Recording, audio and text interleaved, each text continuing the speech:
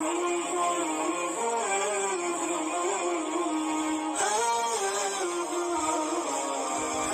یہ تین گناہ ہو گئے، شرک والا گناہ، زناکاری والا، اور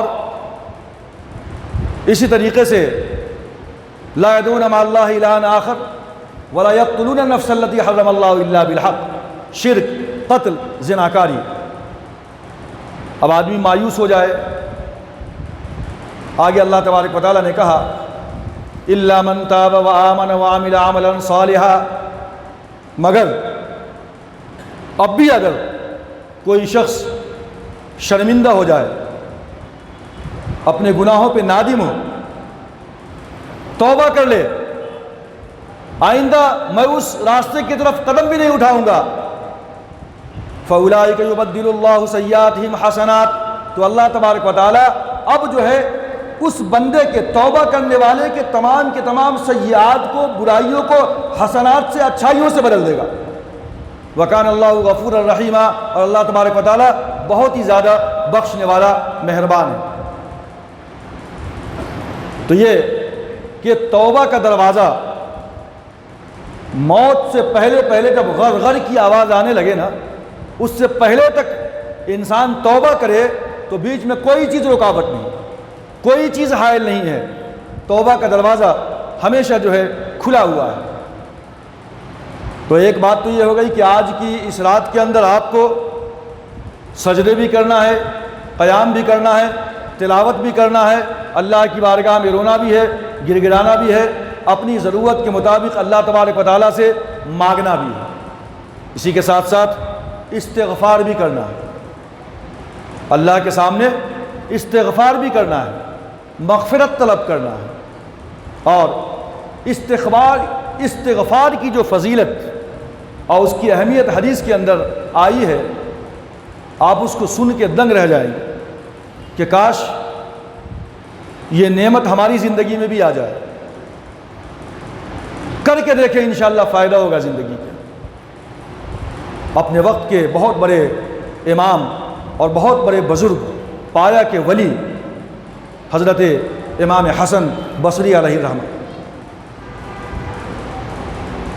محتاج تعارف نہیں حسن بصری کی زندگی۔ حسن بصری رحمۃ اللہ علیہ کے پاس 3-4 شخص آئے اور اپنی اپنی ضرورت کے مطابق ان سے سوال کیا۔ پہلا آدمی آیا، اس نے کہا کہ حسن بصری، میں بہت بڑا گنہگار ہوں، میں اللہ کی بارگاہ میں اپنے گناہوں کی معافی مانگنا چاہتا ہوں، کیا کروں بتائیے، کچھ وظیفہ بتائیے۔ حسن بصری علیہ الرحمہ نے کہا کہ جاؤ استغفار کرو، استغفر اللہ، یا پورا استغفار جو آپ کو یاد ہے، استغفر اللہ ربی من کل ذنب واتوب الیہ۔ پھر دوسرا شخص آیا، بولے کہ حضرت قحط سالی پڑی ہوئی ہے، بارش ہی نہیں ہو رہی ہے، ریسیشن کا دور ہے، آپ کچھ ایسا وظیفہ بتائیں کہ جس کی بنیاد پہ اللہ کی رحمت ہم پہ متوجہ ہو، بارش ہو، پیڑ پودے لہلا اٹھیں، سبزیاں اگیں، کھیت کے اندر غلے پیدا ہوں۔ حسن بصری علیہ الرحمہ نے کہا ٹھیک ہے، قحط سالی سے نجات پانا چاہتے ہو تو جاؤ اللہ کی بارگاہ میں بیٹھو، استغفار کرو۔ وہ بھی چلا گیا۔ تیسرا شخص آیا، بولے حضرت میرے پاس بچیاں تو کئی ہیں، اولاد نرینہ کی خواہش ہے، بیٹا نہیں ہے، مجھے بیٹا چاہیے، آپ کچھ وظیفہ بتا دیں۔ حسن بصری علیہ الرحمہ نے کہا کہ بیٹا چاہیے، بولے جی حضرت، ٹھیک ہے جاؤ استغفار کرو۔ اور ایک شخص آیا، اس نے کہا کہ حضرت بہت فقیر ہوں، بہت غریب مسکین ہوں میں، کچھ وظیفہ بنائیے کہ اللہ تبارک و تعالیٰ جو ہے مجھے مال و دولت سے نوازے۔ حسن بصری علیہ الرحمہ نے کہا کہ جاؤ استغفار کرو۔ اب بازو میں ایک شخص بیٹھا ہوا حضرت امام حسن بصری کی گفتگو سن رہا تھا، وہ بڑا ہی حیرت زدہ ہوا اور لوگ چلے گئے۔ واپس آنے کے بعد پوچھا، امام حسن بصری یہ تو بڑا عجیب و غریب معاملہ ہے۔ وہ آ کے کہتا ہے کہ مجھے بیٹا نہیں ہے، تو کہتے ہیں استغفار کرو۔ ایک آ کے کہتا ہے کہ قحط سالی ہے، تو کہتے ہیں جا کے استغفار کرو۔ ایک آ کے کہتا ہے کہ میں فقیر ہوں، غریب ہوں، مجھے پیسہ چاہیے، مال و دولت چاہیے، کہتے ہیں کہ استغفار کرو۔ بھائی ہر ایک چیز کے لیے ایک ہی وظیفہ، یہ کیسے ہے؟ حضرت امام حسن بصری علیہ الرحمہ نے فرمایا کہ یہ میں کہاں کہہ رہا ہوں، میں نے جو باتیں کہی ہے کہ بیٹا چاہیے تو استغفار، مال و دولت چاہیے تو استغفار، قحط سالی سے نجات چاہیے تو استغفار، بارش چاہیے تو استغفار۔ اللہ تبارک و تعالیٰ نے سورہ نوح کے اندر ارشاد فرمایا، فَقُلْتُ اسْتَغْفِرُوا رَبَّكُمْ إِنَّهُ كَانَ غَفَّارًا۔ نوح علیہ السلام نے اپنی قوم سے کہا تھا کہ اے میری قوم کے لوگوں، قُلْتُ اسْتَغْفِرُوا رَبَّكُمْ إِنَّهُ كَانَ غَفَّارًا، کہ اللہ کی بارگاہ میں استغفار کرو، اللہ تبارک و تعالیٰ تمہارے گناہوں کو بخش دے گا۔ اس لیے میں نے پہلے شخص سے کہا کہ اللہ کی بارگاہ میں معافی مانگنا چاہتے ہو، پاک ہونا چاہتے ہو، گناہوں پہ شرمندہ ہو، جا کے استغفار کرو۔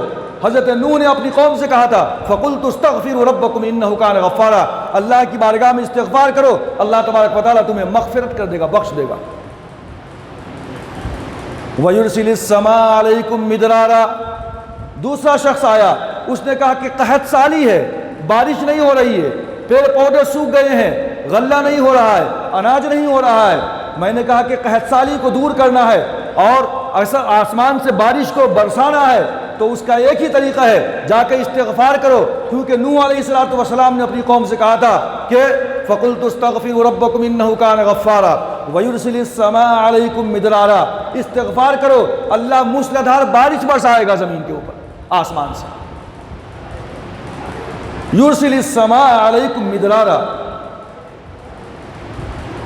اور اس نے کہا کہ مجھے مال چاہیے، میں فقیر ہوں، میں غریب ہوں۔ میں نے قرآن کی وہی آیت کہی، وَيُمْدِدْكُمْ بِأَمْوَالٍ وَبَنِينَ۔ نوح علیہ السلام نے کہا تھا اپنی قوم سے کہ جا کے استغفار کرو، اللہ تمہیں مال و دولت عطا فرمائے گا، استغفار کرو گے اللہ مال و دولت عطا فرمائے گا۔ اور چوتھے شخص نے کہا کہ مجھے اولاد نریرہ چاہیے، مجھے بیٹا چاہیے۔ قرآن نے کہا تھا نوح علیہ السلام کی زبانی، وَيُمْدِدْكُمْ بِأَمْوَالٍ وَبَنِينَ، استغفار کرو، اللہ تبارک و تعالی مال اور بیٹوں کے ذریعے سے تمہاری مدد کرے گا۔ وَيَجْعَلْ لَكُمْ جَنَّاتٍ وَيَجْعَلْ لَكُمْ أَنْهَارًا، اور اللہ تبارک و تعالی تمہارے لیے ایسے باغات پیدا کرے گا کہ جس کی بیچ سے نہریں جاری ہوں گی، یا ایسے باغات عطا کرے گا کہ جن باغات کے جو ہے آخری میں یعنی سائیڈ بسائیڈ جو ہے نہریں جاری ہوں گی، اور ان نہر کے پانیوں سے سارا کا سارا باغ سیراب کیا جائے گا۔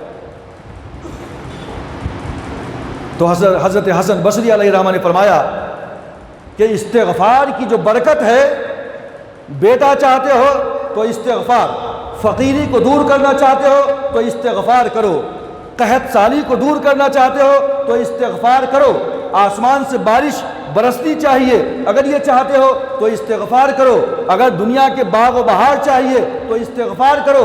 یہ تمام کی تمام نعمتوں کے حصول کے لیے ایک ہی نسخہ ہے، اور وہ ہے کہ اللہ کی بارگاہ میں استغفر اللہ ربی من کل ذنب واتوب الیہ۔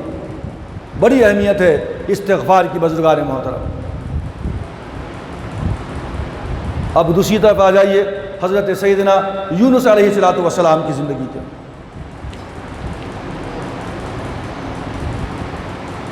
یونس علیہ السلام جب مچھلی نے ان کو نگل لیا تو مچھلی کے پیٹ کا اندھیرا، سمندر کی گہرائی کا اندھیرا، رات کا اندھیرا، آسمان پہ وہ بادل کا اندھیرا، تو حضرت یونس علیہ السلام چار اندھیروں کے اندر تھے۔ قرآن مجید نے کہا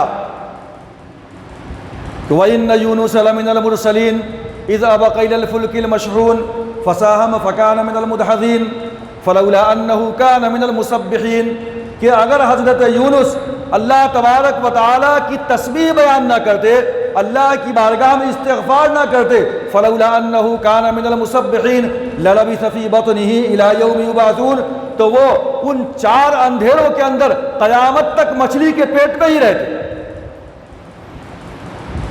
لیکن حضرت یونس نے استغفار کیا، حضرت یونس نے اللہ تبارک و تعالیٰ کی تسبیح بیان کی، تو اس کا فائدہ کیا ہوا؟ فَنَبَذْنَاهُ بِالْعَرَاءِ وَهُوَ سَقِيمٌ۔ پھر جب حضرت یونس نے ان 4 اندھیروں کے اندر اللہ تبارک و تعالیٰ کا استغفار کیا، اللہ کی تسبیح بیان کی، فَنَبَذْنَاهُ بِالْعَرَاءِ، تو ہم نے اس مچھلی کو حکم دیا، اس مچھلی نے ہم نے اس کو پھینک دیا چٹیل میدان کے اندر، وَهُوَ سَقِيمٌ، اور وہ سمندر کی تاریکی میں مچھلی کے پیٹ میں رہنے کی وجہ سے وہ بہت ہی بچے کی طرح کمزور اور لاغر ہو چکا تھا۔ وَأَنبَتْنَا عَلَيْهِ شَجَرَةً مِّن يَقْطِينٍ، اور ہم نے اس جو ہے کمزور اور لاغر یونس کے اوپر کدو نما درخت اگا دیا، ہم کدو نما درخت۔ مفسرین لکھتے ہیں کہ اس کے پتے بڑے بڑے تھے، ریشم کی طرح نرم و ملائم تھے۔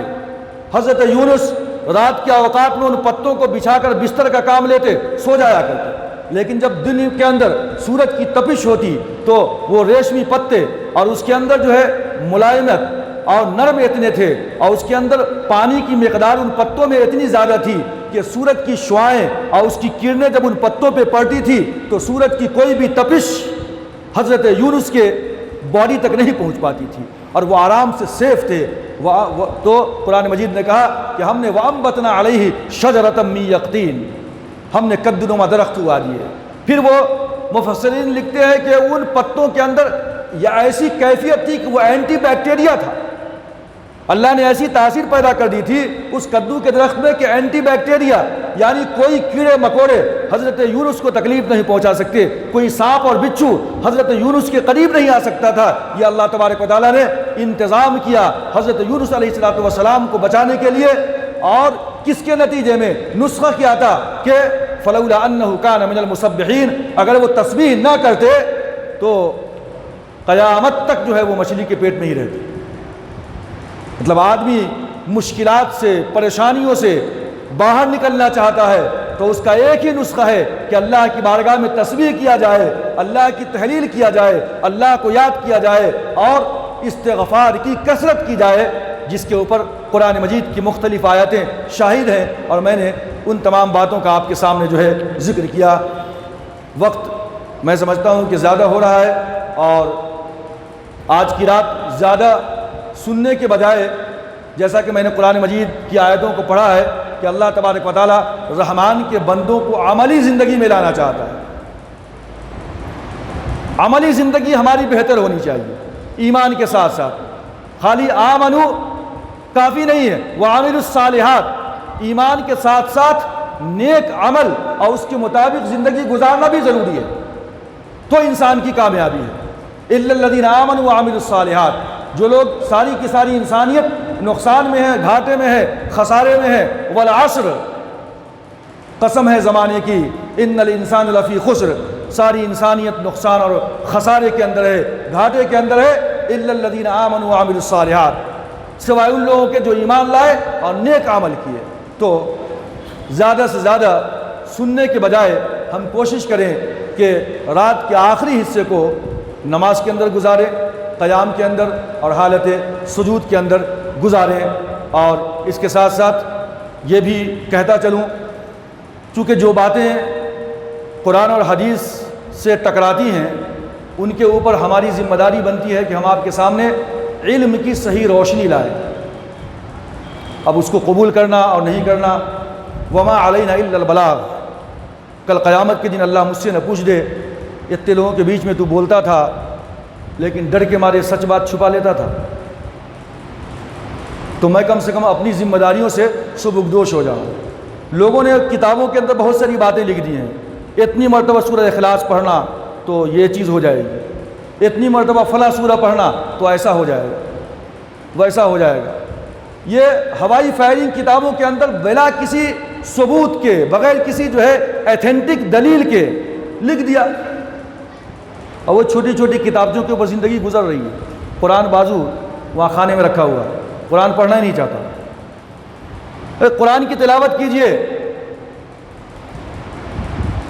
قرآن تو اصل ہے، یہ تمام کی تمام چیزیں اسی سے نکلی ہوئی سرچشمہ ہے۔ سرچشمے کو ہم نے چھوڑ دیا اور ادھر ادھر کے چھوٹے موٹے نسخوں کو ہم نے پکڑ لیا اور اسی کو اصل سمجھ لیا۔ آج کی رات کے بارے میں کہ یہ پڑھ لینے سے ایسا ہو جائے گا، وہ پڑھ لینے سے ایسا ہو جائے گا، یہ سب بے بنیاد باتیں ہیں، ایسی کوئی بات نہیں۔ جو میں نے کہا پورے سال کے اندر اللہ کی رحمت متوجہ ہوتی ہے رات کے آخری تہائی حصے میں، اور آج بھی وہ چیزیں برقرار ہیں۔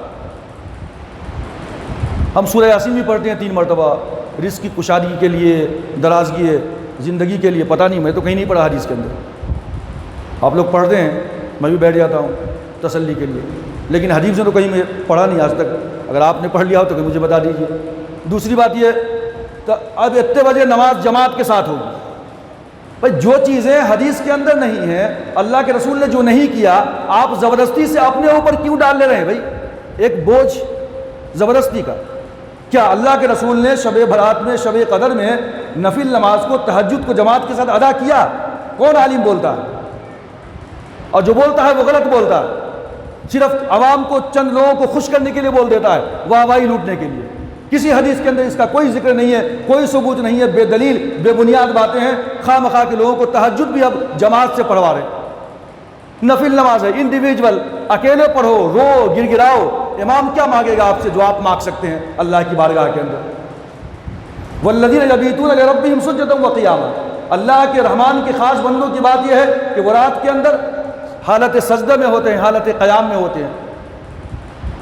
آپ کا سجدہ لمبا ہو سکتا ہے، ان کا تھوڑا شارٹ ہو سکتا ہے، ان کا اور لمبا ہو سکتا ہے، ان کا قیام اس سے زیادہ ہو سکتا ہے، وہ سجدے میں اور زیادہ دیر تک رو سکتا ہے، وہ تسبیحات اور زیادہ پڑھ سکتا ہے۔ امام بس فالو کرو، 3 مرتبہ سبحان ربی العظیم، کھڑے ہو جاؤ، یہی ہے۔ تو بہت ساری ایسی باتیں کہ جس کو ہم نے زبردستی کے اپنے بوجھ بنا لیا ہے۔ میرا کام یہ ہے کہ میں اس کی طرف رہنمائی کروں، نشاندہی کروں، اور آگے ہدایت دینا اللہ کا کام ہے۔ وما علینا الا البلاغ، میرا کام آپ تک پہنچا دینا ہے، اور آگے آپ کے اوپر ہے۔